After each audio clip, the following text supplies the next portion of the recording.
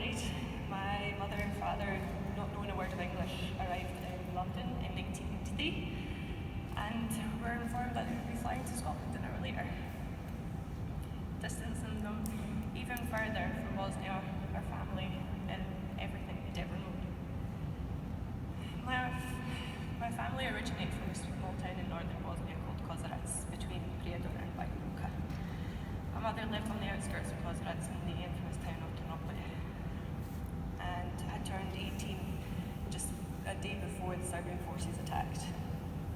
Not far from our home was our primary school that was then turned into a concentration camp, along with the town hall. Over 20,000 men, women and children, including babies and newborns, went through that place, and a lot of them were never seen again. My father, aged only 23, survived a grenade attack in his home after going back in to try and save his grandmother's life. He was then split up from his family before being captured by Serbian militia. Then he was starved, tortured, and managed to survive 3 separate concentration camps: Manjača, Karantar, and Omrska. Along with other detainees, he was saved by journalists, such as Ed Vuljami and Penny Marshall. This was after Radovan Karadzic, the Serbian war leader, had staged a propaganda press visit in an attempt to show that the world that those imprisoned were grateful. I am one of the very few and incredibly blessed people that can say that her immediate family all survived. But as you've heard, that isn't the case with everyone. That being said, to this day we're still looking for the remains of a lot of our family and friends. But the worst part is knowing that you have to go back home and you have to see these people that you know committed these atrocities.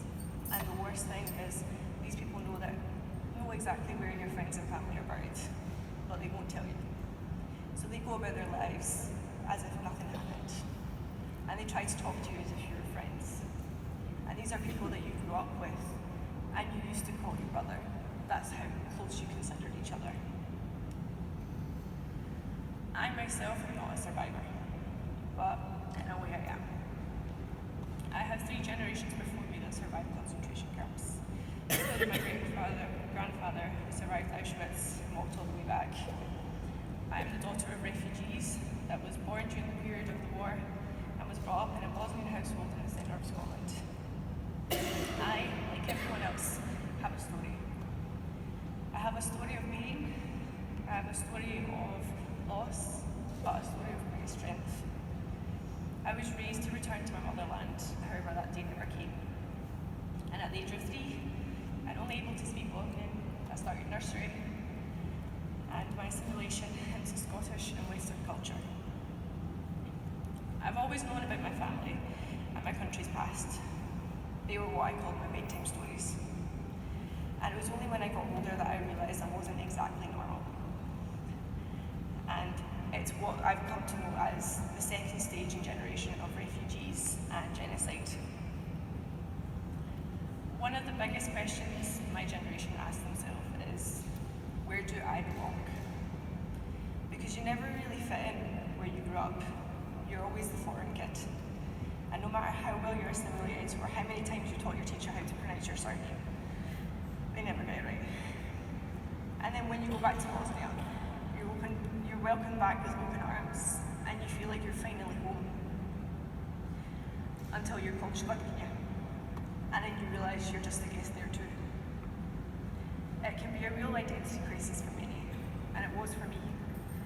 And you constantly try and deny any influences that the country you grew up in had on you, because you just wanted to be like the rest of your family. But you're not. But we are the refugee children, and we are the children of refugees. And there's no one like us, but that isn't a bad thing. We shouldn't have to apologise for when one side or the other may see our flaws. Family back home laughing and joking at your accent or incorrect conjunctions. Friends here teasing you for saying anything with baguette is instantly Bosnian food. But it doesn't matter because we are special. There aren't many people that can recite Bosnian lyrics and then turn around and start singing Halibish. That skill is very unique to us. It's traits like these that make us so special and And because of it, we need to use it in our advantage in order to remember. Because if we don't document our stories, form our own narratives, and we allow others the power to describe and label us the way that they desire. Many people over the years have asked me why I talk about Bosnia so much, and my answer is very simple. I come from a small land, a country of about 4 million people, a place where more than half the population was displaced in the aftermath of conflict. I come from a nation with a declining population rate and a 50% unemployment rate due to the inability to recover from the atrocities that it's faced. I come from a background of systematic rape, torture and oppression.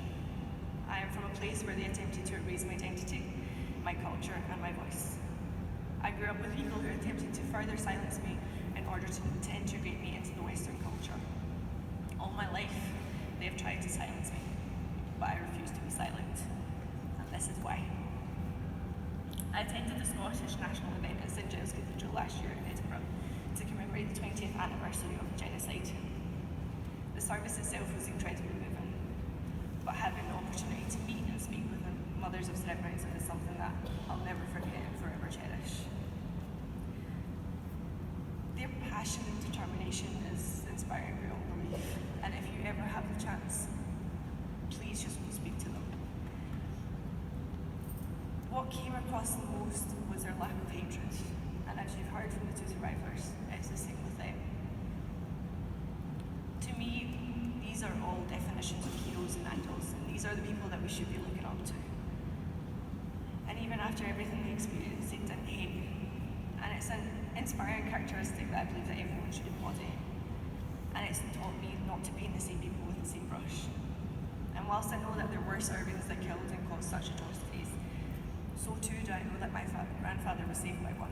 And I know that there are multiple other people that were saved by them as well. My family's past isn't directly linked to Srebrenica, but I feel an incredibly deep connection to it like many other Bosnians do. I grew up witnessing firsthand how the UK commemorated so many events throughout the year, but there wasn't ever one for us, especially on the 11th of July.